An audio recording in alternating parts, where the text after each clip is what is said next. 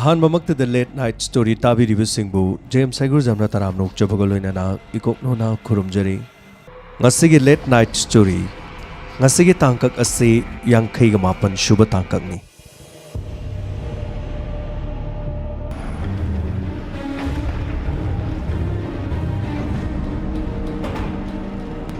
ꯑꯉꯛꯄ ꯀꯌꯥꯅꯤ ꯃꯤ ꯍꯥꯠꯄꯒꯤ ꯃꯑꯣꯡ ꯀꯌꯥ ꯑꯁꯤ ꯊꯣꯛꯂꯤꯕ ꯀ꯭ꯔꯥꯏꯝ ꯆꯠꯊꯔꯤꯕꯁꯤꯡꯅ ꯑꯁꯨꯝꯅ ꯌꯥꯝꯅ ꯑꯉꯛꯄ ꯃꯑꯣꯡꯗ ꯃꯤ ꯀꯌꯥ ꯍꯥꯠꯇꯨꯅ ꯃꯈꯣꯏꯒꯤ ꯑꯅꯤꯡꯕ ꯑꯄꯥꯝꯕꯗꯨ ꯊꯨꯡꯅꯅꯕꯒꯤꯗꯃꯛꯇ ꯍꯣꯠꯅꯔꯤ ꯑꯗꯨꯕꯨ ꯃꯈꯣꯏꯅ ꯐꯅ ꯀꯟꯅ ꯍꯣꯠꯅꯔꯕꯁꯨ ꯃꯃꯩ ꯊꯪꯗ ꯀꯔꯤ ꯑꯣꯏꯈꯤꯕꯒꯦ ꯍꯥꯏꯕꯁꯤ ꯀ꯭ꯔꯥꯏꯝꯒꯤ ꯁꯟꯗꯣꯛꯆꯔꯤꯕ ꯊꯧꯔꯝꯁꯤꯡ ꯀ꯭ꯔꯥꯏꯝ ꯔꯤꯄꯣꯔꯠꯁ ꯑꯣꯏꯔꯣ ꯂꯦꯠ ꯅꯥꯏꯠ ꯁ꯭ꯇꯣꯔꯤ ꯑꯣꯏꯔꯣ ꯊꯧꯔꯝꯁꯤꯡꯁꯤꯒꯤ ꯁꯟꯗꯣꯛꯆꯔꯛꯄꯗ ꯑꯔꯣꯏꯕꯗ ꯐꯪꯂꯤꯕ ꯆꯩꯅꯥꯁꯤꯡ ꯑꯗꯨ ꯇꯥꯕꯤꯔꯤꯕꯁꯤꯡꯅ ꯁꯣꯏꯗꯅꯃꯛꯀꯤ ꯈꯪꯕꯤꯔꯝꯒꯅꯤ ꯉꯁꯤꯒꯤ ꯀꯦꯁ ꯑꯁꯤꯁꯨ ꯇꯥꯃꯤꯟꯅꯁꯤ ꯈꯪꯃꯤꯟꯅꯁꯤ ꯈꯟꯅ ꯅꯩꯅꯃꯤꯟꯅꯁꯤ ꯉꯁꯤꯒꯤ ꯊꯧꯗꯣꯛ ꯑꯁꯤꯁꯨ ꯌꯨꯄꯤꯒꯤ ꯕꯨꯂꯟꯁꯍꯔ ꯃꯐꯝ ꯑꯁꯤꯗ ꯊꯣꯛꯈꯤꯕ ꯑꯗꯨꯒꯨꯝꯕ ꯊꯧꯗꯣꯛ ꯑꯃꯅꯤ ꯂꯧꯕꯨꯛ ꯑꯃꯗ ꯕꯣꯔꯥ ꯑꯃ ꯃꯤꯑꯣꯏ ꯈꯔꯅ ꯑꯌꯨꯛ ꯑꯉꯟꯕꯗ ꯊꯦꯡꯅꯈꯤ ꯃꯇꯧ ꯀꯔꯝꯅ ꯂꯧꯕꯨꯛ ꯑꯗꯨꯗ ꯕꯣꯔꯥ ꯑꯃ ꯀꯔꯤꯒꯨꯝꯕ ꯄꯣꯠꯁꯛ ꯑꯃ ꯌꯥꯎꯔꯒ ꯂꯝꯍꯥꯡ ꯑꯗꯨꯗ ꯂꯧꯕꯨꯛ ꯑꯗꯨꯗ ꯂꯩꯒꯗꯧꯔꯤꯕ ꯍꯥꯏꯗꯨꯅ ꯃꯤꯌꯥꯝꯅ ꯆꯤꯡꯅꯈꯤ ꯃꯁꯤꯒꯤ ꯃꯇꯨꯡꯗ ꯆꯪꯁꯤꯟꯗꯨꯅ ꯕꯣꯔꯥ ꯑꯗꯨꯗ ꯀꯔꯤ ꯌꯥꯎꯔꯤꯕꯒꯦ ꯍꯥꯏꯗꯨꯅ ꯀꯅꯥꯃꯠꯇꯅ ꯌꯦꯡꯕꯁꯨ ꯉꯝꯂꯝꯗꯦ ꯊꯧꯗꯣꯛ ꯑꯁꯤ ꯌꯥꯝꯅ ꯅꯧꯅ ꯊꯣꯛꯄ ꯊꯧꯗꯣꯛ ꯑꯃꯈꯛꯅꯤ ꯏꯪ 2017 ꯆꯠꯂꯤꯕ ꯆꯍꯤ ꯑꯁꯤꯒꯤ ꯅꯣꯕꯦꯝꯕꯔꯒꯤ ꯇꯥꯡ 5ꯒꯤ ꯑꯌꯨꯛꯇꯅꯤ ꯍꯟꯗꯛꯀꯤ ꯊꯥ ꯑꯁꯤꯗ ꯊꯣꯛꯄ ꯑꯅꯧꯕ ꯀꯦꯁꯁꯤꯡꯒꯤ ꯃꯅꯨꯡꯗ ꯉꯁꯤꯒꯤ ꯀꯦꯁ ꯑꯁꯤꯁꯨ ꯌꯥꯝꯅ ꯅꯧꯕ ꯀꯦꯁ ꯑꯃꯈꯛꯅꯤ ꯃꯁꯤꯒꯤ ꯃꯇꯨꯡꯗ ꯃꯤꯑꯣꯏꯁꯤꯡ ꯑꯗꯨꯅ ꯄꯨꯂꯤꯁꯇ ꯄꯥꯎ ꯄꯤꯈꯤꯔꯝꯃꯤ ꯑꯃꯗꯤ ꯄꯨꯂꯤꯁ ꯃꯐꯝ ꯑꯗꯨꯗ ꯂꯥꯛꯈꯤ ꯕꯣꯔꯥ ꯑꯗꯨ ꯍꯥꯡꯗꯣꯛꯈꯤ ꯕꯣꯔꯥ ꯑꯗꯨ ꯍꯥꯡꯗꯣꯛꯇꯨꯅ ꯌꯦꯡꯕ ꯃꯇꯝꯗꯗꯤ ꯂꯩꯁꯥꯕꯤ ꯆꯍꯤ 12-2ꯒꯤ ꯂꯦꯡꯒꯥ ꯑꯣꯏꯒꯗꯕ ꯑꯃ ꯑꯣꯏꯔꯝꯈꯤꯔꯝꯃꯤ ꯑꯉꯛꯄ ꯑꯣꯏꯈꯤ ꯑꯗꯨꯕꯨ ꯃꯍꯥꯛꯄꯨ ꯃꯁꯛ ꯇꯥꯛꯄ ꯌꯥꯕ ꯆꯦ ꯆꯥꯡ ꯅꯠꯇ꯭ꯔꯒ ꯃꯣꯕꯥꯏꯜ ꯅꯠꯇ꯭ꯔꯒ ꯀꯔꯤꯒꯨꯝꯕ ꯑꯃꯠꯇ ꯌꯥꯎꯔꯝꯗꯦ ꯃꯁꯤꯅ ꯄꯨꯂꯤꯁꯅ ꯍꯦꯟꯅ ꯀꯣꯛ ꯉꯥꯎꯕ ꯑꯃ ꯑꯣꯏꯈꯤ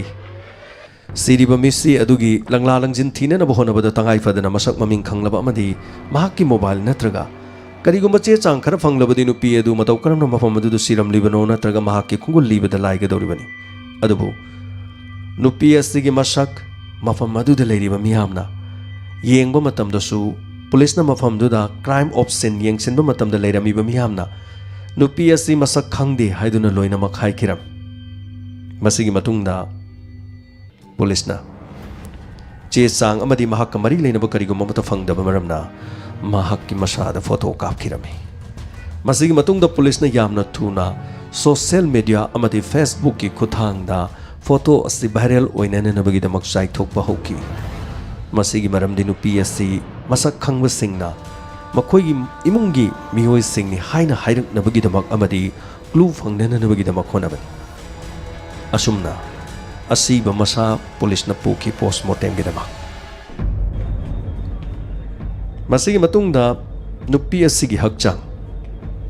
ꯍꯛꯆꯥꯡꯒꯤ ꯃꯄꯥꯟ ꯊꯣꯡꯗ ꯐꯨꯕ ꯆꯩꯕ ꯏ ꯊꯣꯛꯄ ꯈꯣꯠꯇꯠꯄ ꯀꯔꯤꯒꯨꯝꯕ ꯑꯃꯠꯇ ꯂꯩꯈꯤꯗꯦ ꯂꯣꯏꯅꯅ ꯃꯍꯥꯛꯀꯤ ꯃꯈꯧꯔꯤ ꯑꯁꯤ ꯃꯦꯠꯇꯨꯅ ꯍꯥꯠꯈꯤꯕꯅꯤ ꯍꯥꯏꯕꯁꯤ ꯄꯣꯁꯠꯃꯣꯔꯇꯦꯝꯗ ꯈꯪꯈꯤ ꯊꯣꯏꯗꯣꯛꯄ ꯅꯨꯃꯤꯠ ꯑꯗꯨꯗ ꯈꯨꯗꯛꯀꯤ ꯑꯣꯏꯅ ꯃꯁꯥꯗ ꯁꯦꯛꯁꯨꯑꯦꯜ ꯑꯦꯁꯣꯜꯠ ꯆꯠꯊꯈꯤꯕꯒꯤ ꯀꯔꯤꯒꯨꯝꯕ ꯈꯨꯗꯝ ꯑꯃꯠꯇ ꯐꯪꯂꯝꯗꯦ ꯑꯗꯨꯕꯨ ꯄꯨꯂꯤꯁꯅ ꯃꯍꯥꯛꯀꯤ ꯐꯣꯇꯣ ꯑꯗꯨ ꯁꯣꯁꯤꯌꯦꯜ ꯃꯤꯗꯤꯌꯥꯗ ꯑꯃꯗꯤ ꯐꯦꯁꯕꯨꯛꯇ ꯆꯥꯏꯊꯣꯛꯄ ꯃꯇꯝꯗꯁꯨ ꯀꯅꯥꯒꯨꯝꯕ ꯑꯃꯠꯇꯅ ꯍꯥꯏꯔꯤꯕ ꯅꯨꯄꯤ ꯑꯁꯤ ꯃꯁꯛ ꯈꯪꯉꯤ ꯍꯥꯏꯗꯨꯅ ꯀꯔꯤꯒꯨꯝꯕ ꯑꯃꯠꯇ ꯄꯥꯎ ꯄꯤꯅꯔꯛꯇꯦ ꯃꯁꯤꯒꯤ ꯃꯇꯨꯡꯗ ꯄꯨꯂꯤꯁꯅ ꯈꯟꯈꯤ ꯅꯨꯄꯤ ꯑꯁꯤ ꯕꯨꯂꯟꯁꯍꯔ ꯃꯐꯝ ꯑꯁꯤꯗꯒꯤ ꯅꯨꯄꯤ ꯑꯣꯏꯔꯝꯂꯔꯣꯏ ꯑꯇꯣꯞꯄ ꯈꯨꯡꯒꯪꯗꯒꯤ ꯅꯠꯇ꯭ꯔꯒ ꯑꯇꯣꯞꯄ ꯃꯐꯝ ꯑꯃꯗꯒꯤ ꯅꯠꯇ꯭ꯔꯒ ꯑꯇꯣꯞꯄ ꯁ꯭ꯇꯦꯠ ꯑꯃꯗꯒꯤ ꯃꯍꯥꯛꯄꯨ ꯊꯑꯣꯏꯅ ꯄꯨꯔꯛꯂꯒ ꯃꯐꯝ ꯑꯁꯤꯗ ꯍꯥꯠꯄ ꯑꯣꯏꯔꯝꯒꯅꯤ ꯍꯥꯏꯕꯁꯤꯅꯤ ꯂꯣꯏꯅꯅ ꯑꯁꯤꯕ ꯃꯁꯥ ꯑꯗꯨ ꯕꯣꯔꯥꯗꯒꯤ ꯍꯥꯡꯗꯣꯛꯄ ꯃꯇꯝꯗ ꯄꯨꯂꯤꯁꯅ ꯃꯍꯥꯛꯀꯤ ꯃꯈꯨꯠꯇ ꯏꯅꯧ ꯅꯧꯅ ꯇꯩꯕ ꯃꯦꯍꯦꯟꯗꯤ ꯍꯥꯏꯕꯗꯤ ꯃꯄꯥꯟ ꯂꯝꯒꯤ ꯃꯤꯑꯣꯏꯁꯤꯡꯅ ꯂꯨꯍꯣꯡ ꯈꯣꯡꯗꯣꯡꯕ ꯍꯔꯥꯎ ꯀꯨꯝꯍꯩ ꯊꯣꯛꯄ ꯃꯇꯝꯗ ꯃꯈꯣꯏꯒꯤ ꯃꯈꯨꯠꯇ ꯃꯌꯦꯛ ꯁꯦꯡꯅ ꯃꯦꯍꯦꯟꯗꯤ ꯇꯩꯕꯒꯤ ꯆꯠꯅꯕꯤ ꯃꯄꯥꯟ ꯂꯝꯒꯤ ꯑꯣꯏꯅ ꯂꯩ ꯃꯤꯌꯥꯝꯅ ꯍꯦꯟꯅ ꯈꯪꯉꯤ ꯑꯁꯨꯝꯅ ꯅꯨꯄꯤ ꯑꯁꯤꯒꯤ ꯃꯈꯨꯠꯇ ꯇꯩꯔꯤꯕ ꯃꯦꯍꯦꯟꯗꯤ ꯑꯁꯤ ꯇꯩꯕꯗ ꯉꯥꯏꯔꯤꯕ ꯍꯥꯏꯕꯗꯤ ꯉꯔꯥꯡ ꯈꯛꯇ ꯇꯩꯕꯒꯨꯝꯕꯒꯤ ꯃꯔꯝ ꯌꯥꯝꯅ ꯀꯨꯏꯗ꯭ꯔꯤꯕ ꯃꯌꯦꯛ ꯌꯥꯝꯅ ꯁꯦꯡꯕ ꯑꯗꯨꯒꯨꯝꯕ ꯃꯦꯍꯦꯟꯗꯤ ꯑꯃ ꯑꯣꯏꯈꯤ असुमना मसिगी मतुंगदा पुलिसना नुपी असिगी करिगुंबा क्लू अमत्ता फंगदबा अदुदगी नुपी असी अतोपा पुलिस स्टेशन दा महाक मांगकिबगी मिसिंग रिपोर्ट लेब्रा हाइदुना पुलिसना कोइथि थिखिरमी अदुबु अतोपा पुलिस स्टेशन सिंगदसु महाकि मिसिंग रिपोर्ट अमत्ता लेखिदे असुमना नवंबर की तांग मंगादा थोकिबा इंग्लिश सिंगनी तरा मापनदा असी हक्चांग ओइना फंगकिबसी असुमना नवंबर की तांग कुनगमरी यौसिलकिरमी ngasi November gi tang kun gani pan ngasi dagi numit marini gi mamangda phone call amakhak police ta lakhirame phone tawruk libanu paduna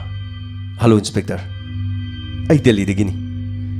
hauji social media da viral ori banu pido ai mabu masanguna khangi adugi inspector ai wapam amtang di haijagi nupi edo mahaki maramda aina sumna hare haiduna ai budi chenan bidaba yagadra मतमदुदा police ना हाइकी नंगना खंगिबदु करिनो खोइदु सिंग high आइखोइना नंगोंदा थाजबा थमनि नंगबु case असिदा करिमता चिनालो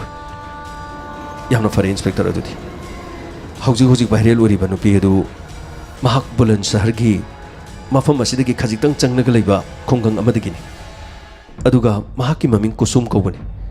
चही कुनगा माथोइरोम सुरबनि inspector महाकी मिसी असे महाकी इमुंग मनुंगना लोक्तुनरगा चथबनी आई मधु यामना सेंगना खंगी अदुबु inspector मसिगी मतुंगदगिदि मखा थाना Domna थिजनबिरो आइबुदि case असिदा करिमतु चेनहनबिरकनो आइना हाना वाफम असि हाइनिंगदुना लेरबनी अदुबु मसि आइना हाइरुरगा आई चेनरकदरा हाइदुना आई ngasi फावबु लोतुना लेबनी अदुबु यारगदि अदोमना आइबु चेनहनबिदबा यारगदि आइगी मिंग पनबिरकनो लोइनाना आइगी फोन असिदा मतुंगदसु पुलिस की माइकेदगी कॉल तौबिरकनो अदुगा अइना हाइजरिबो वाफम से असेंगबो वाफमनि अदोमना सोइदनबगी इन्वेस्टिगेशन तौबियु बुलन सरगी मफम अदुदा लेरिबो खुंगंग अदुदा सोइदना चलगा महाकी फोटो अमा पुरगे हेक्तमा खंगबियु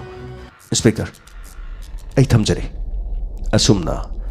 पुलिस तमसक ममिंग खंगदबा मसाना मसाबु मसक ताकथोकनिंगदबा मियोय अमखकना नवंबर की तांग कुनग मरीदा पुलिस च फोन तौरखिरमी मसिगी मतुंगदा पुलिस नसु फोन तौरक्लिबा मियोय अदु हौजिकी मतमददि फाबदा इराई लाई अदुबु महाक फारुरगा करी तौगनी महाकना पिरमलिबा वाफमसिंग असि अचुम्बु वाफमला हाइदुना पुलिस न थिगनबा होनकी मसिगी मतुंगदा बुलन शहर की मफम मदुदा नुपा अदुना हारिबा खुंगंग अदुदा पुलिस की टीम अमा चटकिरमी मफम अदुदा लेरिबा मियोय सिंगदा नुपी अदुगी फोटो पुलिस न उठकिरमी असुमना फोटो अदु उत्पा मतमदा खुंगंग अदुदा लेबा मी सिंगना मसिदी कुसुमगी फोटोनी मसखंगी अखोइगी खुंगंग असिदगिनी हाइदुना फोटो अदुबु येंगलिबा मिपुम खुदिमंग हाइरकिरम मसिगी मतुंगदा मखोइगी लेखफम मयुम पुलिसना हंगलबा मतुंगदा मयुम अदुदा लाखी असुमना पुलिसना क्लू असि फंगबा होबदगी महाकी मयुम मक्तदा लेकाइगी मीना ताकपा मफम अदुदा चंगलकिरम मसिगी मतुंगदा इमुंग मनुंग अदुदा महाकी अपोकपा रामजी लाल कौबा मथिंगनकी मतम अदुदा पुलिसना हाइकी अखोई केस अमगी लाकपनी सिदा लेरिबा सिगी फोटो सेमती यंबियो फोटो से मसक खंगबिब्रा इंस्पेक्टर सी आइगी चानुपीगी फोटोनी आइगी चानुपी कुसुमगी अदुरबदी अदोंगी युमदा कुसुम कदाई लेगे कुसुम अमता कौथोकपिरो अखोई केस अमगी थिजनबा लाकपनी अदोंगी चानुपीसु कुसुम कौरमलगदी अखोइना तमगदोरिबा पाउसे नुंगाइबा पाउ नथि युमदा लेरबदी कुसुम कौथोकपिरो इंस्पेक्टर आइगी चानुपीदी युमदा हलक्तबा यामना कुइरे युमदगी थोकिबदगी ngasi फावबो चंगलक्तदुना लेबनी ओ अदु ओरबदी युमदगी थोकिबदा नचानुपी हलक्तरदी पुलिस कंप्लेन तौब्रो हाइबदी मिसिंग रिपोर्ट कुंबा तौकिबा लेब्रो मतमदुदा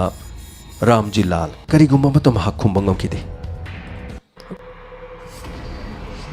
अदोंगी नचानुपी मांगलगा अदोमना कंप्लेन तौदबई मरमसे करिगिनो अखोई पाउ लोइन तारबने लेकाइगी मीसिंग हाइबदा नचानुपीसिना खोइगी इमुंग मनुंगना हाटपने हाइबसे सोमब्रा असुमना पुलिसना यामना कन्ना तखतखिरम मतम अदुदा रामजी लाल महाक तुमिना खुमददुनु लेखि मसिगी मतुंगदा रामजी लाल महाक चेनबा याखिरमथि अमदी पुलिस ꯃꯍꯥꯛꯅ ꯍꯥꯏꯔꯛꯈꯤ, "ꯏꯟꯁꯄꯦꯛꯇꯔ, ꯑꯩꯒꯤ ꯏꯆꯥꯅꯨꯄꯤ ꯀꯨꯁꯨꯝ ꯈꯨꯡꯒꯪ ꯑꯁꯤꯗꯒꯤ ꯑꯩꯈꯣꯏꯒ ꯒꯣꯇ꯭ꯔ ꯃꯥꯟꯅꯕ ꯃꯤꯑꯣꯏ ꯑꯃꯒ ꯃꯍꯥꯛ ꯅꯨꯡꯁꯤꯅꯈꯤ꯫ ꯃꯗꯨꯗ ꯑꯩꯅ ꯀꯌꯥꯔꯛ ꯍꯟꯅ ꯃꯉꯣꯟꯗ ꯊꯤꯡꯈꯤ꯫ ꯃꯁꯤ ꯈꯛꯇ ꯅꯠꯇꯦ, ꯑꯩꯈꯣꯏꯒ ꯒꯣꯇ꯭ꯔ ꯃꯥꯟꯅꯕ ꯃꯤ ꯑꯩꯈꯣꯏ ꯂꯨꯍꯣꯡꯕ ꯌꯥꯗꯦ꯫ ꯑꯗꯨꯒ ꯏꯟꯁꯄꯦꯛꯇꯔ, ꯑꯗꯣꯝꯁꯨ ꯈꯪꯕꯤꯔꯝꯒꯅꯤ, ꯕꯨꯂꯟ ꯁꯍꯔꯗꯒꯤ ꯆꯪꯉꯒ ꯂꯩꯔꯤꯕ ꯑꯩꯈꯣꯏꯒꯤ ꯈꯨꯡꯒꯪ ꯑꯁꯤꯗ ꯂꯩꯔꯤꯕ ꯀꯥꯡꯂꯨꯞꯁꯤꯗꯤ ꯂꯣꯏꯅꯃꯛ ꯒꯣꯇ꯭ꯔ ꯃꯥꯟꯅꯕ ꯉꯥꯛꯇꯅꯤ꯫ ꯑꯩꯈꯣꯏ ꯃꯁꯦꯟ ꯂꯧꯅ ꯂꯩꯅꯕ ꯍꯥꯏꯕꯁꯦ ꯃꯆꯤꯟ ꯃꯅꯥꯎ ꯃꯄꯥ ꯃꯆꯥ ꯂꯧꯅ ꯂꯩꯅꯕꯒ ꯆꯞ ꯃꯥꯟꯅꯔꯤꯕꯅꯤ꯫ ꯃꯇꯝ ꯀꯌꯥꯗꯒꯤ ꯑꯍꯜ ꯂꯃꯟꯁꯤꯡꯅ ꯆꯠꯅꯔꯛꯄꯗ ꯒꯣꯇ꯭ꯔ ꯃꯥꯟꯅꯕ ꯃꯁꯦꯟ ꯂꯨꯍꯣꯡꯕ ꯌꯥꯗꯦ ꯍꯥꯏꯕꯁꯦ ꯑꯩꯈꯣꯏꯒꯤ ꯆꯠꯅꯕꯤ ꯑꯣꯏꯅ ꯈꯨꯡꯒꯪ ꯑꯁꯤꯗ ꯂꯩ꯫ ꯑꯗꯨꯕꯨ ꯑꯩꯒꯤ ꯏꯆꯥꯅꯨꯄꯤꯁꯦ ꯌꯥꯝꯅ ꯂꯝ ꯍꯦꯜꯂꯤ꯫ ꯑꯩꯅ ꯉꯥꯡꯅ ꯑꯩꯈꯣꯏꯅ ꯊꯤꯡꯅ ꯈꯨꯡꯒꯪ ꯑꯁꯤꯗ ꯂꯩꯕ ꯑꯩꯈꯣꯏ ꯒꯣꯇ꯭ꯔ ꯃꯥꯟꯅꯕ ꯃꯤꯑꯣꯏ ꯑꯃꯒ ꯃꯍꯥꯛꯀ ꯅꯨꯡꯁꯤꯅꯔꯛꯈꯤ꯫ ꯃꯁꯤꯒꯤ ꯃꯇꯨꯡꯗ ꯀꯌꯥꯔꯛ ꯍꯟꯅ ꯍꯥꯏꯔꯕꯁꯨ ꯃꯍꯥꯛ ꯑꯗꯨꯃꯛ ꯃꯔꯤ ꯂꯩꯅꯈꯤ꯫ ꯑꯩꯈꯣꯏ ꯌꯥꯝꯅ ꯁꯥꯎꯈꯤ꯫ ꯃꯁꯤꯒꯤ ꯃꯇꯨꯡꯗꯒꯤ ꯅꯣꯡꯃ ꯃꯇꯝ ꯈꯔ ꯍꯧꯈ꯭ꯔꯕ ꯃꯇꯨꯡꯗ ꯅꯨꯃꯤꯗꯥꯡꯋꯥꯏꯔꯝ, ꯍꯥꯏꯕꯗꯤ ꯅꯕꯦꯝꯕꯔꯒꯤ ꯇꯥꯡ 4, ꯃꯍꯥꯛ ꯌꯨꯝ ꯑꯗꯨꯗ ꯃꯍꯥꯛ ꯂꯥꯛꯈꯤ꯫ ꯑꯩꯈꯣꯏꯒꯤ ꯌꯨꯝꯗ ꯆꯪꯂꯛꯄ ꯃꯇꯝꯗ ꯃꯈꯨꯠ ꯑꯗꯨ ꯃꯍꯦꯟꯗꯤ, ꯂꯨꯍꯣꯡꯕ ꯃꯇꯝꯗ ꯈꯨꯠꯇ ꯁꯪꯕ ꯃꯍꯦꯟꯗꯤ ꯑꯗꯨ ꯅꯤꯡꯊꯤꯖꯅ ꯁꯪꯂꯒ ꯃꯍꯥꯛ ꯌꯨꯝꯗ ꯆꯪꯂꯛꯈꯤ꯫ ꯌꯨꯝꯗ ꯆꯪꯂꯛꯄ ꯃꯇꯝ ꯑꯗꯨꯗ ꯑꯩꯅ ꯈꯟꯈꯤ, ꯑꯩꯒꯤ ꯏꯆꯥꯅꯨꯄꯤꯁꯤ ꯑꯩꯈꯣꯏꯅ ꯄꯥꯝꯗꯕ ꯅꯨꯄꯥ ꯑꯗꯨꯒ ꯂꯨꯍꯣꯡꯉꯦ꯫ ꯑꯗꯨ ꯑꯣꯏꯔꯕꯗꯤ ꯃꯍꯥꯛ ꯌꯨꯝ ꯑꯁꯤꯗ ꯂꯩꯕꯒꯤ ꯃꯊꯧ ꯇꯥꯗꯦ꯫ ꯂꯣꯠꯅ ꯃꯍꯥꯛꯅ ꯅꯨꯡꯁꯤ ꯅꯨꯡꯉꯣꯟꯒꯤ ꯃꯔꯤ ꯂꯩꯅꯔꯒ ꯑꯩꯈꯣꯏꯅ ꯌꯥꯗꯕ ꯅꯨꯄꯥ ꯑꯗꯨꯒ ꯂꯨꯍꯣꯡꯕ, ꯑꯗꯨ ꯑꯣꯏꯔꯒꯗꯤ ꯃꯍꯥꯛ ꯍꯤꯡꯕꯒꯤꯁꯨ ꯃꯊꯧ ꯇꯥꯗꯦ꯫ ꯑꯩꯈꯣꯏꯒꯤ ꯏꯆꯥꯅꯨꯄꯤ ꯑꯣꯏꯔꯕꯁꯨ ꯃꯍꯥꯛ ꯁꯤꯈꯤꯕꯗ ꯑꯩꯈꯣꯏꯒꯤ ꯀꯔꯤꯁꯨ ꯅꯠꯇꯦ꯫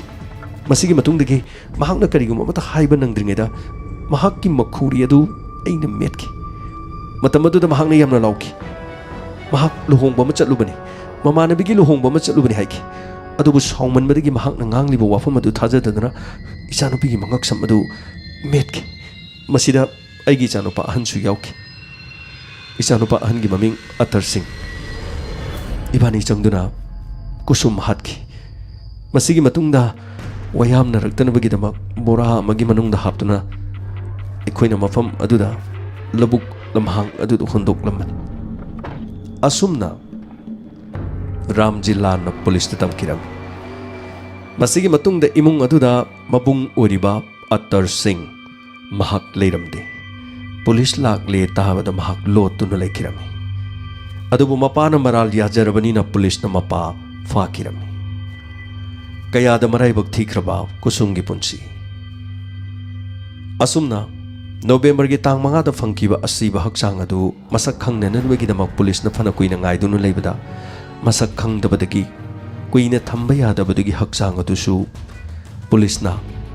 ꯃꯨꯅꯤꯁꯤꯄꯥꯂꯤꯇꯤꯗ ꯁꯤꯟꯅꯔꯒ ꯄꯣꯂꯣꯏ ꯊꯣꯛꯈꯤꯔꯝꯃꯤ꯫ ꯃꯇꯝ ꯑꯗꯨꯗ ꯃꯍꯥꯛ ꯀꯨꯁꯨꯝꯅꯤ ꯍꯥꯏꯕ ꯈꯪꯈꯤꯗꯦ꯫ ꯄꯨꯂꯤꯁꯅ ꯃꯍꯥꯛꯀꯤ ꯐꯣꯇꯣ ꯑꯗꯨꯈꯛꯇꯅꯤ ꯑꯃꯗꯤ ꯃꯍꯥꯛꯅ ꯁꯦꯠꯂꯝꯕ ꯐꯤꯖꯣꯜ ꯑꯗꯨꯈꯛꯇꯅꯤ ꯂꯩꯍꯧꯕ꯫ ꯃꯁꯤꯒꯤ ꯃꯇꯨꯡꯗ ꯃꯍꯥꯛꯀꯤ ꯐꯤꯖꯣꯜ ꯃꯄꯥꯗ ꯎꯍꯟꯈꯤ꯫ ꯃꯆꯥꯅꯨꯄꯤ ꯀꯨꯁꯨꯝ ꯃꯈꯣꯏꯅ ꯍꯥꯠꯄꯗ ꯁꯦꯠꯈꯤꯕ ꯐꯤꯖꯣꯜ ꯑꯗꯨꯃꯛꯅꯤ꯫ ꯀꯨꯁꯨꯝꯒꯤꯅꯤ ꯍꯥꯏꯕꯁꯤꯗꯤ ꯇꯁꯦꯡ꯫ ꯑꯁꯨꯝꯅ ꯂꯩꯁꯥꯕꯤ ꯃꯆꯥꯅꯨꯄꯤ ꯑꯁꯤꯕꯨ ꯄꯣꯂꯣꯏꯕ ꯃꯇꯝꯗ ꯏꯃꯨꯡ ꯃꯅꯨꯡꯒꯤ ꯃꯤꯑꯣꯏ ꯑꯃꯠꯇꯁꯨ ꯌꯥꯎꯈꯤꯗꯦ꯫ ꯃꯔꯝꯗꯤ ꯑꯁꯤꯕ ꯍꯛꯆꯥꯡꯗꯣ ꯄꯨꯂꯤꯁꯅ ꯂꯧꯈ꯭ꯔꯦ ꯅꯠꯇ꯭ꯔꯒ ꯄꯣꯂꯣꯏꯒꯗꯧꯔꯦ ꯍꯥꯏꯕ ꯃꯈꯣꯏ ꯀꯔꯤꯃꯠꯇ ꯈꯪꯈꯤꯗꯦ꯫ ꯁꯨꯝꯅꯇꯪꯒꯤ ꯒꯣꯇ꯭ꯔ ꯃꯥꯟꯅꯕ ꯃꯤꯑꯣꯏ ꯑꯃꯈꯛ ꯅꯨꯡꯁꯤꯅꯔꯨꯕꯒꯤꯗꯃꯛ ꯃꯄꯥꯅ ꯊꯤꯡꯈꯤ꯫ ꯑꯗꯨꯕꯨ ꯀꯨꯁꯨꯝ ꯇꯁꯦꯡꯅ ꯃꯍꯥꯛ ꯅꯨꯃꯤꯠ ꯑꯗꯨꯗ ꯃꯃꯥꯟꯅꯕꯤꯒꯤ ꯂꯨꯍꯣꯡꯕ ꯑꯃ ꯆꯠꯂꯨꯔꯒ ꯈꯔ ꯊꯦꯡꯅ ꯌꯨꯝꯗ ꯍꯜꯂꯛꯈꯤꯕꯅꯤ꯫ ꯃꯍꯥꯛꯅ ꯁꯦꯠꯂꯤꯕ ꯐꯤꯖꯣꯜ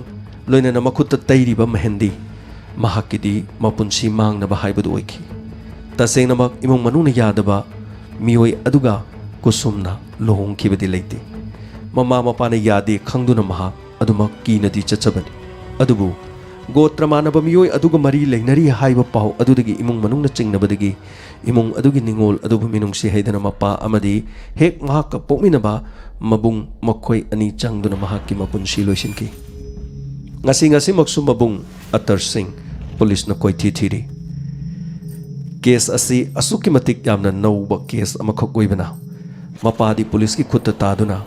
ꯃꯍꯥꯛꯀꯤ ꯃꯊꯛꯇ ꯆꯥꯔꯖꯁꯤ ꯊꯥꯡꯒꯠꯂꯕ ꯃꯇꯨꯡꯗ ꯀꯔꯤ ꯆꯩꯔꯥꯛ ꯄꯤꯔꯛꯀꯗꯒꯦ ꯍꯥꯏꯕꯗꯨꯗꯤ ꯌꯦꯡꯕ ꯇꯥꯔꯤ꯫ ꯑꯗꯨꯕꯨ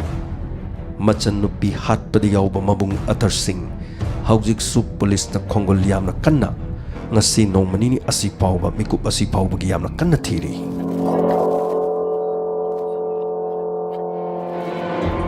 Masini ngasigi late night story yang kai mapan subagi tangkak ama aduga tangkak macha amasu miyam na case masa amasu pujurake makata na lizagi ngasigi thorom masigi sanduk charinga da maroina YouTube ta sanduk sabada thorom masi marakta internet ki khudong chadabana maram oiduna tabiriba singda apan mathokre masigi da mak ngakpigani aduga wari asigi marakta ten khibasina makata na case macha amaga sumyam gi damuk to khudol tamjari Tawdog asi English singani taraga mangada thokiba tawdog amakhangni Meerut mafam masida thokpa tawdog amakhangni College karibi mahi tambi BBA tambi adugumba nupi amani maming Salu kawi Mahi masing tamnananabagidamak mahakki yumdagi khara lapna leiba mapaga hek pokminaba engineer oiba ama Merutta Mahaki yum da mahak leirami amadi yum aduda leina college karaga BBA tamduna mahak mahi masing tamduna matik jaba nupi mo oina honaram Masigi matungda mahakki mandomcha Nirmala Khanghodana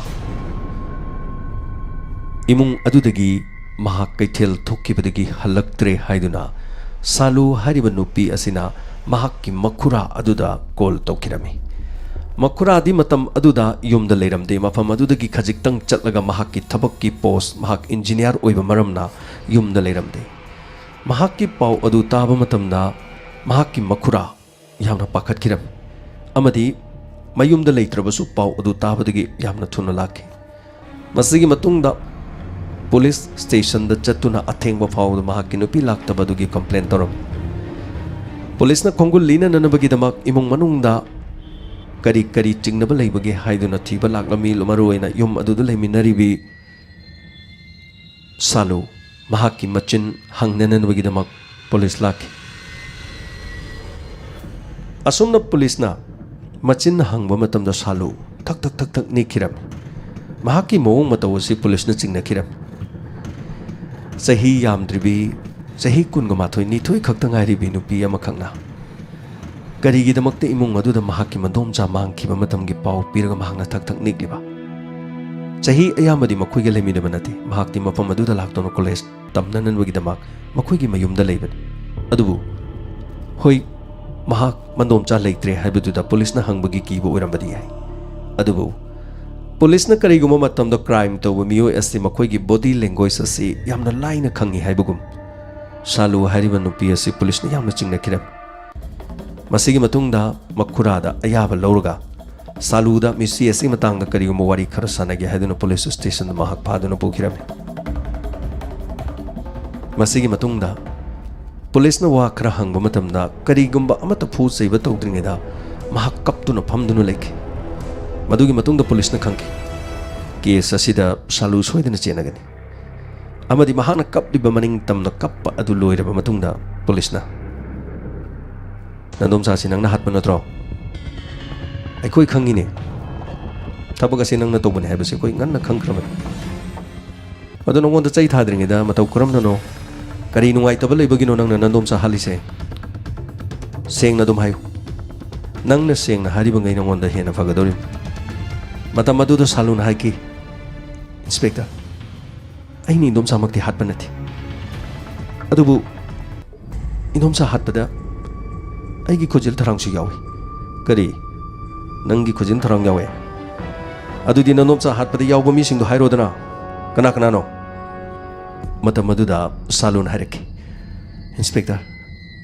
Ay Kasis ko ba makha College da iteng na badigi mahaki yamna nungsinaki Adubu mahaga iga marilay na basi nung manumagi college na mipong ko di makhangnarak Masi kakta na mahaga iga nung sinabas di mari kahin na nagsinarak Ay gilarik tamba sida ibu thaway yaw da batari Ibu soy batari hay duna Ay indom sana ibu kasis ka marilay na bagi damak Ay mo di yamna tinangangki Amadi indom sana ibu makhura Ay hek wali ba ay khura do da pau tamgani Mahak mapam masida tabak halak pamatamda soy da wapam masitam gani Ay mo di yamna kihanki Adu ga inspector Ay di khurabu yamna kijaba ming Mahak po kihanggoy na chatsaba ming Yom dagi larik tambani haduna mapam masida lalaga Ay na to pano pahamaga marilay na ba amadi aronba mari kya chathaduna leirabadi ikura aduna khanglabadi yumda pau tamlabadi aina honajage khaliba punamang mangma tagani adubu yam tattana indom chana ingonda kihenki masigi matungdagi ai kari toksigi khangduduna kangauna duna leki masigi matungda yum asidam leiba aikhoigi indom cha amaga indom cha dugi mamingna Sabita amadi aiga nungsinariba Kasis loinana mahakki mamanaba Gaurav makhoi mayam punna kari tawgadage haiduna khanaba matamda indom cha si hatukhragadi phagani haiduna makhoi mayamna ingon inchinki adubu aigi khutmangnadi indom cha hatkibanati nangi na khutmangni indom cha hatrasu thabak aduda nang yawridudi hayu matau kram hatpano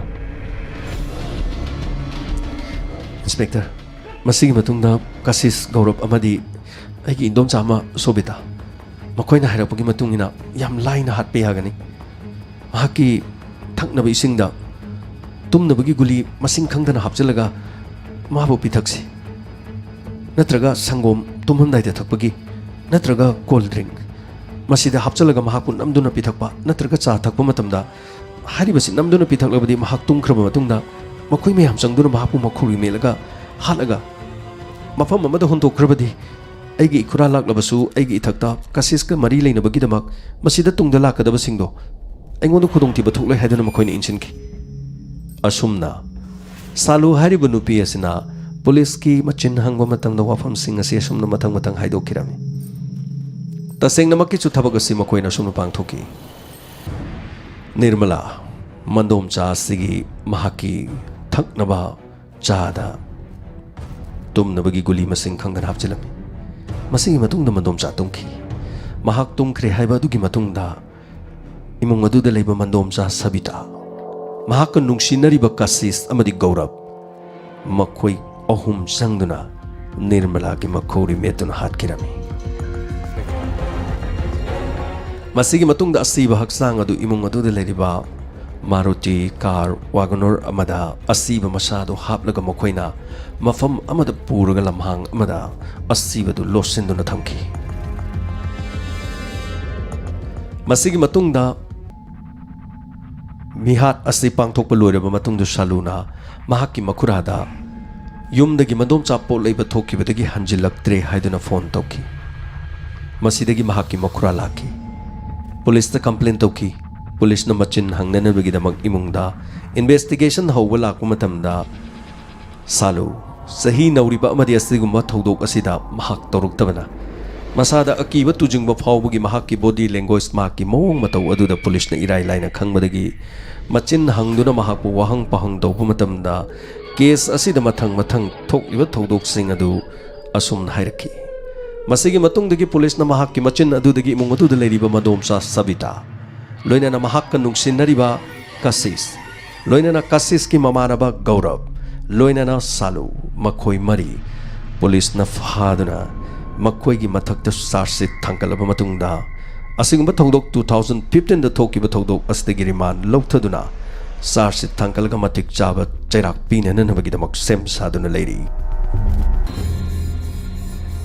masini ngasigi late night story yankai mapan suba tangkakta case ani pujaroktuna miyamda tahanjariba masigi thoro masi sandok chabada thoro masigi wari hauroppada YouTube live streaming da tabiriba singda khudong chaba nungaina tajagadaba tangkak amada internet season nariba si fangkhidabadagi ngasigi wari asi marakta lepkhre loinana radio tabiriba singdadi thoro masi minute manga taruk taret fawbagi changda kodong chadaba thon khiba sigidamak tabiriba singna ngakpinana nabagidammak Diamond Radio gi maikaidagi nolukchari loinana ngasigi loisilak pasida yamna nouba case amatanga aikhoigi mafam asida thokpa case amatanga miyamda ngasigi late night story sigi khudong chaba loroga miyamda tamjagi case asi yamna maroiba case amakhangni ponmamak tabiriba mayam ponmamak to section nabagidamaktani hena section ba haibasidagi kariguma mata afaba leiti section view hena mobile phone inong nong na tolok ko matamda adomadongi mobile phone da soidena thengna biramgani you have won $2 million nahak $2 million nahak akoi lottery tawba matamda faure lottery asi faure adom na paisa pamagadi hariba number sida call tobiro नत्रगा सिगी असिगुम website सिदा नत्रगा सिगुम Gmail नत्रगा email address सिदा दोमना contact तौबिरो सुमाइना हाइबा क्या मरुम थेंगने मसी लोइनमा फ्रॉड ngaktan सेंगदबा ngaktan मसी लोइना खंगे हौजिमा कनासु खंगदबा लेत्रेन दम लोवी मसी खक्ता नते कनागुम मियोय हिंदी नत्रगा इंग्लिश लोन मियोय ना अदोंगी कॉलदा अदोंगी एटीएम नंबर दो लाले करिगुम बमा सोइबा म लेरे खुई बैंक तगी एसबीआई दगी आईसीएफडीसी दगी आईसीआईसीआई दगी बैंक में आम लेरी सिगुमगी ममिंग अमा सिजनरगा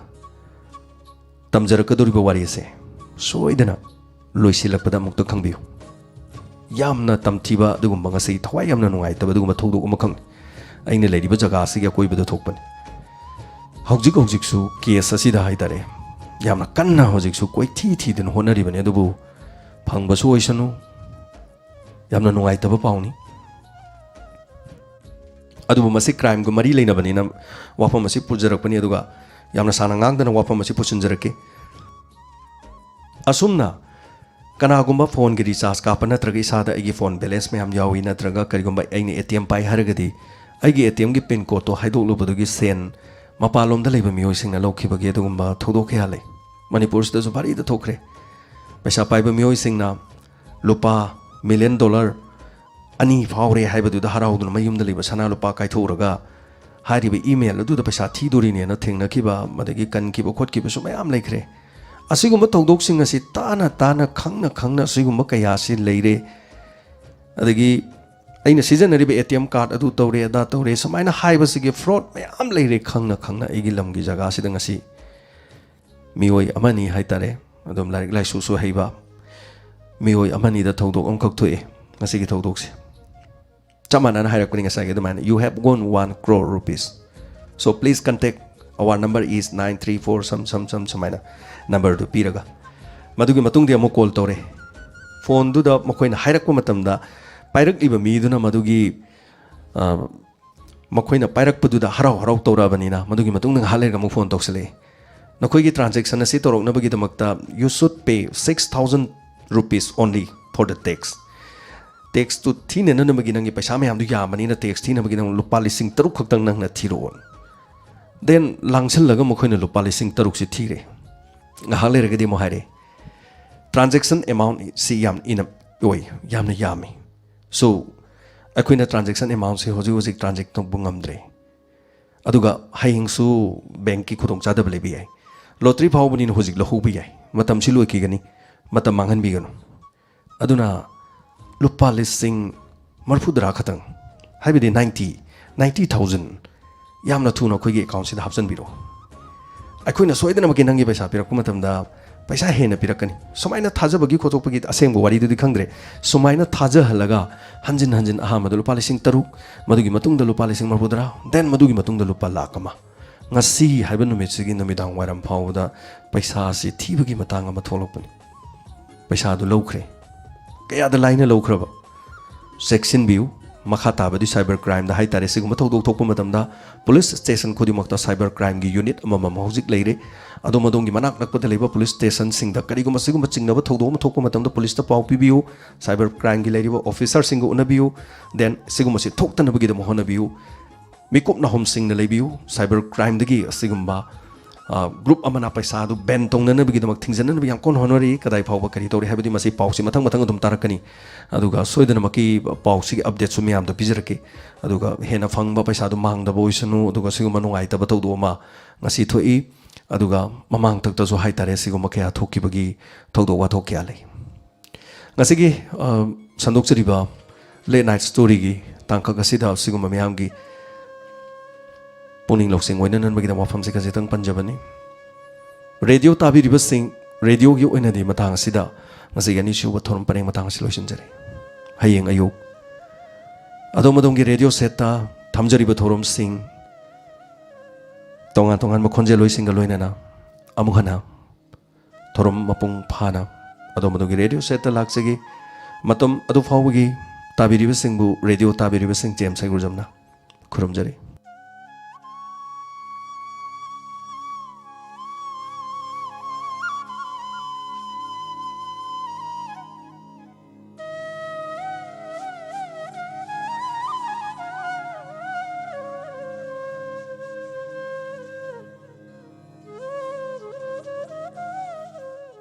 थागतचरी मियोई चहुंगा कुंथ्रागा तरे निपान थोरमसिदा ताबीबा अदुगा थोरमसि संदोकचबा कांदा मरक्ता यामना नुंगाइखिद्रे अदुना ताबीरिबसिंगनसु कोना तागदबा मियोइसिंग हाइजबा तारे थोरमसि ताबीबा कोना तागदबसिंगना मतत मतत अनि यूट्यूब तदि अनि सोइदना लेदौ माले अदुना नुंगाइतबसि इंटरनेट की मतेंगना हाइतारे संदोकचबनि यूट्यूब अदुगा internet ngahakhtang da madugi signal phangkidaba then internet amamuk connection tawba minute manga taruk kumba apan ma thokre adubu thagachari ngasi gi thoroma sida charuk ya biri bapunama maruina sandokchari ba thoroma sigi matang da han ba thorom pareng case asigi han bada hai ki ba sigi matang da kari habi ning ba khangbi ning ba lei ani subada thamjari ba wafam asida kari habi ning ba lei ahum subada tamjari ba bank की सिगुम्बा lottery फावरे हाइबना सिंगबा Snapdeal दगी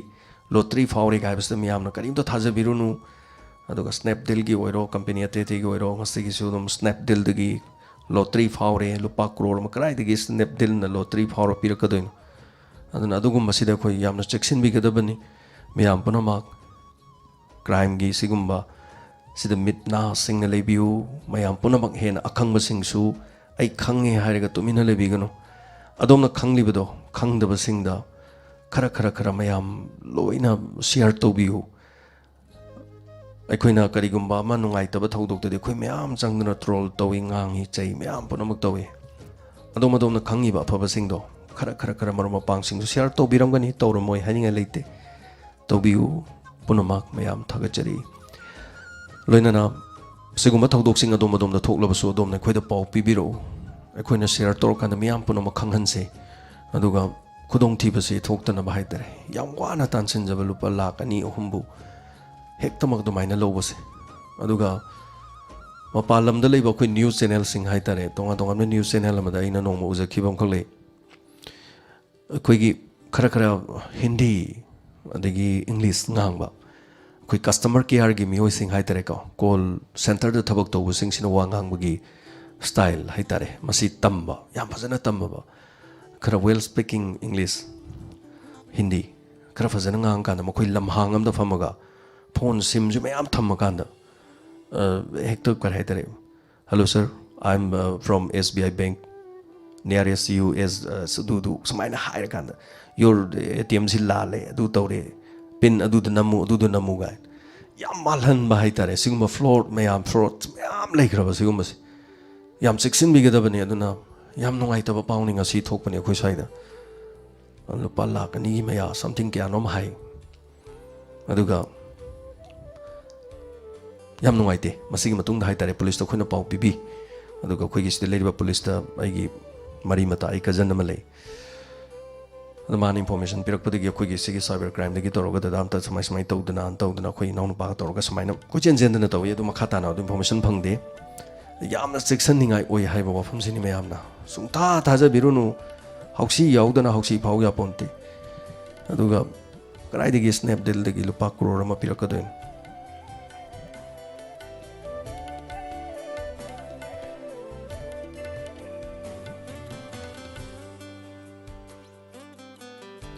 थागचरी Michael Lamjing Times थागचरी बिजिया यंगखोम नीता कोंसम अरुणा मकोक्तगी ताबियो YouTube तो सोइदना अनि थोकना यावरनि ngasiदी अमदा ताबिरगा लोइद्रगा अमगी नमुक चंगबियो कोना ताबिबसिंगनदी खंगदबनिना वारी मतन मत थागलेना हाइदुनि होरेन अदुना सिगुम्बा खुदोंग चादबसु खुदो मायोंगनै थागचरी रोमियो कुमारजित हुइद्रोम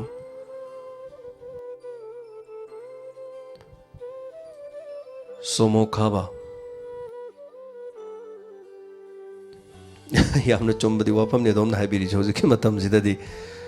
खंगबदी यारमने दो कमाय खंगद्रिनो ना हाइबदो अनु सिगुम्बसिनि लाइबक थीबा हाइतारेनेको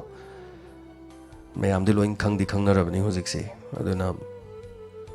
हाना मसिगी मतमदा हाइतारे अंगकपा हानबा मोबाइल फोन थोलोपा कांददी अखोइने इंटरनेट हांगदना कंप्यूटर दुकान गा तौकांदा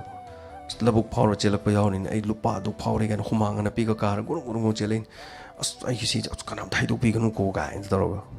आई कदाइ दैनो दसि फंगबा याब नते दगा थाजददना ईमेल हांगोने ईमेल गाइद मतमद ले खंगपोनते email hangona hangi email adu tharakani nga sai du thari aduga certificate kai do anambam ga toro tharaktana kadar padar tawba mayam do sigum thawdo ke 2003 4 do thokram ni hojik 2019 yoksalabni no sigum matam da di khangpam thoe yamna mayam section bi umaroi ni khalagli basing khangda basing tu mayam share to bio thagachari Bikram Maitai Kamala Huidrom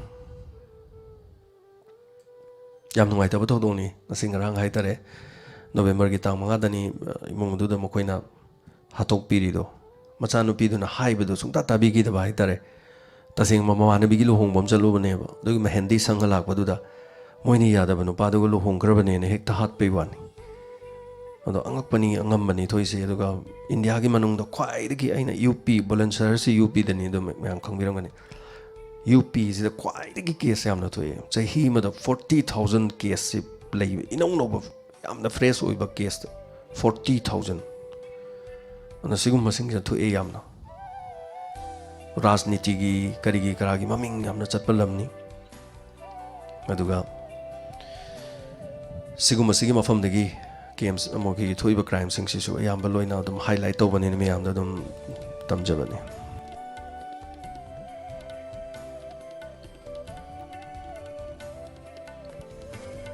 Michael Konsam Thagachari Kumarjit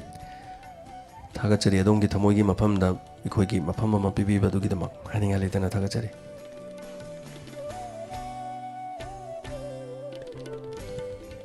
United Fashion and Home Nibiri Wafam Dugi Noning Wafam Amlay Sizo Dom Koisi the Tok Pai Koi Mung the Tok Panai they the Hosgito Mina Maru Power and Hibzani and they the कोई नाव पिजिंग ने अरे Hindi loan बदुम तम होगे काना देना हाँ हाँ ठीक है कल पैसा डालेगा गायना तो बजानी हाई इंग सोम उतरक बजानी दा अरे थबक इंगांग हांग कांदा हिंदी लोन बदुम खरा तम होगे ना सोम तवे अरे मम्मी थंग दे मोइना पंगांग दंग ले जानी कोनंग दे फोन का तो बगाई से पायरक बजानी दा याम थुना मोइदी पैसा तो पिछलक तोरम ने ना अदुगदी सोम कुशलक पति सोम दगी दिन सानारक पदुगदी फोन दो स्विच ऑफ तो उखरेना वा नोक पले ayam dum imung manung da leben uping lang sing hai tare ko puna mang mayam loi khangna ra bane jai tabak mayam no share to biu hena khanghan biu yam ngai ta ba thodong ni hai tare aduga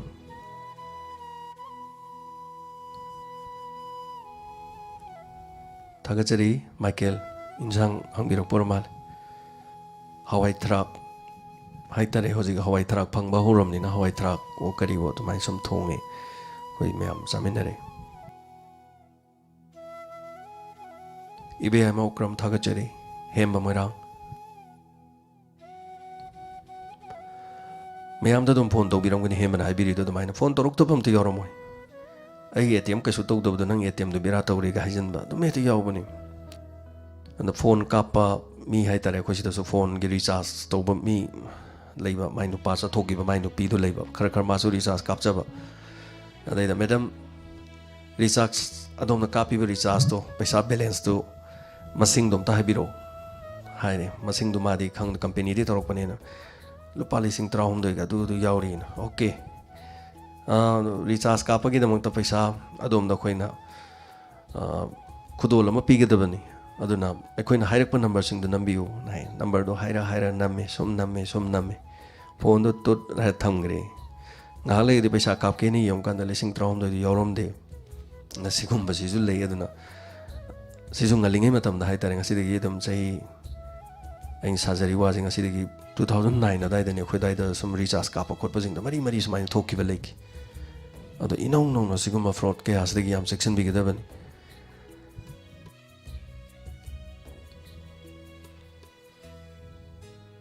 Bijaya Thagachari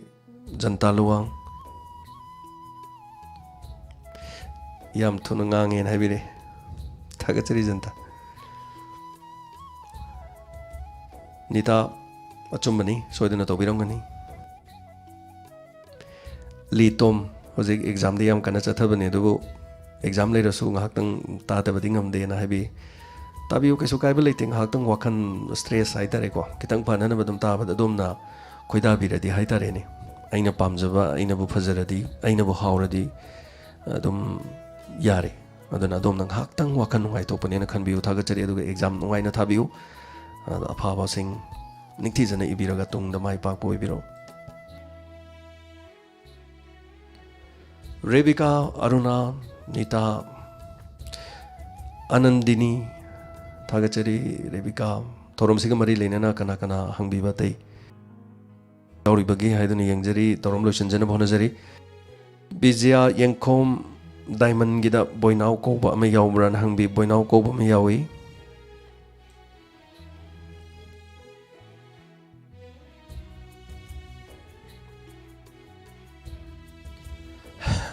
abung lai abunga lai abung dislike tawbasing karimta haibiba akoina kaisun leijade dislike tana tana dana dislike namba hai tare ko mio yankai bhobudi damaina dum leibani ai dum thorom tawbada adubu dislike ka like ka yengnarubada hai tare ni in son bakanda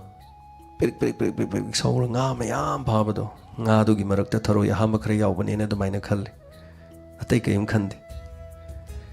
aduga karigumba aina nga du in sonba tharoi ahama ngakta faraba aduga ana amagumba nidang macha macha faraba ai indo mafam du amana soloi aina tawjari basida dislike like smain tawse miyamna yadradi thorom si makha sandok jaroi tokjagani atopa ma honara kana miyamna yabra mu yengjagani yadredana mathang ama mo honajagani yadredana akang hai amuk tanani oja guru manak chatkani amuk honajagani nambining badum namsano late night kai di sandokpugi music khongba hobudagi namakpaga yawe adum dislike amaga namakpa yawe kaisu adum khande hai tare tabak khudimaki negativity positivity dum leidana ko koino honai jaisa koi basu nungsi daba dum leirangani adum pam daba hai tare adubu nungsi bibana yabi bana di hele hai tare ni ko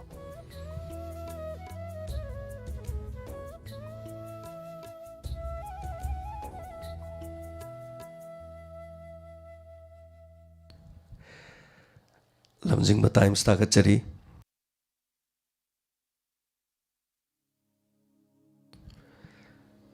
numidang nungtigi khabar nambagi thabak tawjariba khoidasu Diamond FM khongjomna kanaraba loksing oiba wafam kya tahanduna thabak tawba tumningba phawande masigi damak hanana thagachari na habire thagachari lamjingba times tasingna miyamgi honabiba kathokpa maga loinana lamjingba haiba wahidugi manungda wahiduga loinana haitareni thabak chana chana na tawthokpirakpa iramdam sigi lamjing bada oibidana haitare tawbirakpo oisanu hena mai pak poibuyu chinau sing atheng bada miyamgi thagol tawbiriba sing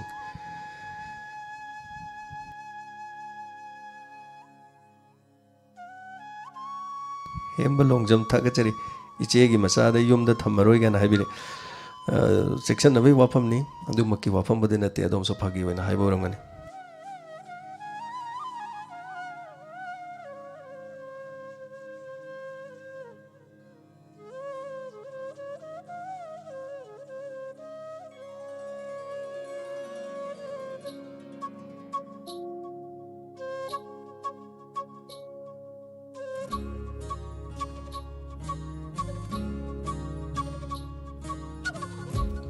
Gigi yumnamgi wafam da James Diamond radio gi khwaidigi khanabasi yam leisabi pakhang mayam gyan loksing arn tauba lakpada mafam sida pakhang leisa mayamgi unapam oibasi khwaidigi great oirisi aibudi yaude na takpiri Gigi thagachari adongi wafam dasu the mayamna dum khanba yawi sandok jariba thoromda mayamna magi hoi aduba yama families de maru mapang oina dum loina basu dum yawi aduga haitare thengna daba nate dum na haibiri do chumda basu nate landa basu nate na haitare adokena loina bak lano basu lale aduna 50-50 na damai sum haise kana gum pakhang amana maming phajaba adagi chaleche he yarok da khangna ning bai cham cham na dum law basu dum yawi aduga kare haitare kana gum na hena number dum lawba nupa magi hungnabi haitare adum tawba khotpa dum khara dum yarungani adubu afabda dum loi singnar bang aktani hojikti ka hena Gigi khoina thoina takningai lete afafatta loina khangaba ngaktani aduga dugi matang du dadiko ꯊꯥꯒꯠꯆꯔꯤ ꯍꯥꯏꯕꯤꯔꯤꯕꯁꯤꯒꯤꯗꯃꯛ ꯑꯗꯨꯒ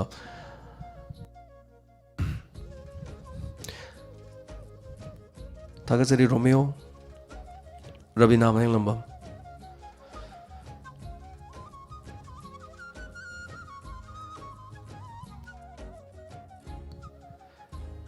Thagachari Lamjingba Times.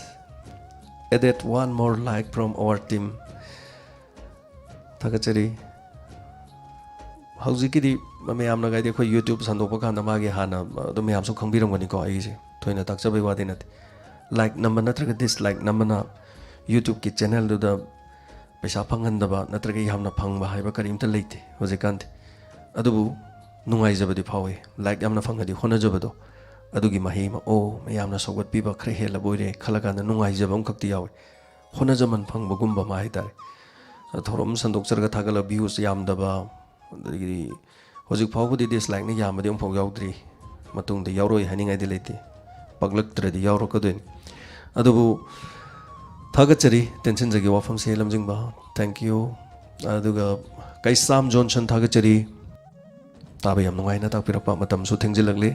miyam ge comment pabada do matam su dum sangkre punumak haningai leitana thagachari oinam rosan maitei thagachari akan maring gi wafam thagachari yakom tontoibi melan soibam oinam rosan kamala hoidrom thagachari kumarji hoidrom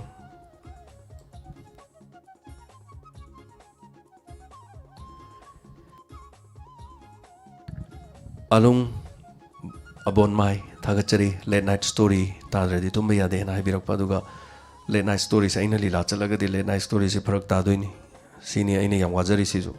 thorom se ina sandok trasu yaba oina thorom se gi radio program gi iroi loibe doina adu maina sandok jabani aduga thagachari hena yam nungai jai aduga amana akoi gi sandok chari ba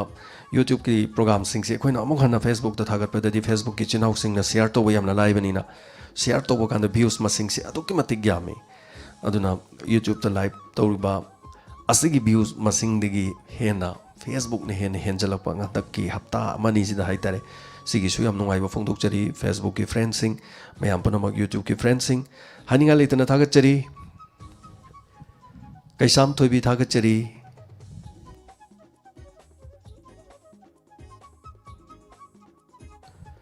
thagachari haninga leitana aduga thokchom rakesh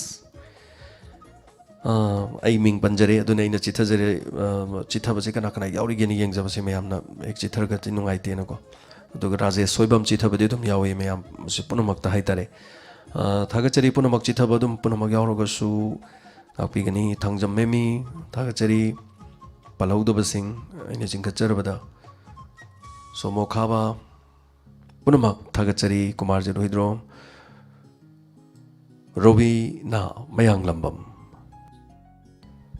Michael konsam thagachari mayam punamak chitha jawba yauraga su mayam punamak apigani United Fashion lila deki late night lumna lobiu soidana dum late night ti lumna logani adubu lila sanaga da ina field leira kan da sonda di late night le horoi doini aigi mahusin mangamoi doini leiri staff sing sina haitare aduga maduni ina wajari se adu sei matam yoksangi matam ga lila chalpudi even crime reports aduga keno se pulap oina tha ani makhai gum se lepi matam madu di miyam na yamna dum chai haitare thorom du santom ga lepagi aduga masina su hingjabani na haitare lila roi amasu oirubani na thabaga tai di thobanate aduna hingnabagi honabada paisa khara changi paisa jum tan bada haitare khara su dum wai khara su nangna honabani matam khara dang di somna honajagi ke mayamna support tobiu loina na thagachari ngasigi thorom asida leibiri ba mioi chahunga ni funi to thengwa fawuda leibi ba sigi damak thorom santokpada wahayota soi kiba lan kiba punamak sumthok piraga achum mai kai adu da pubiu tabiriba singbu James Saigurjamna thorom loichen jabagi ayabadu logjari hayeng pungpham masida muk wari puduno lakjage ponomapu khurumjari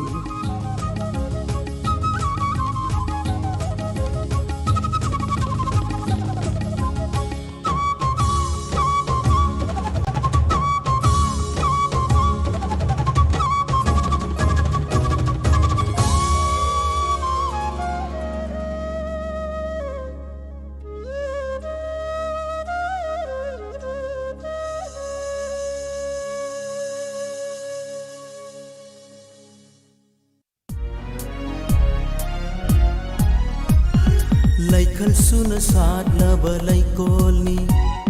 ꯀꯥꯡꯂꯨꯞ ꯀꯌꯥꯒꯤ ꯏꯇꯤꯟꯐꯝꯅꯤ ꯈꯦꯅꯕ ꯂꯩꯇ꯭ꯔꯕ ꯍꯛꯆꯥꯡꯒꯤ ꯊꯋꯥꯏꯅꯤ Diamond FM radio Oh Diamond FM Radio 91.2 Diamond Radio Channel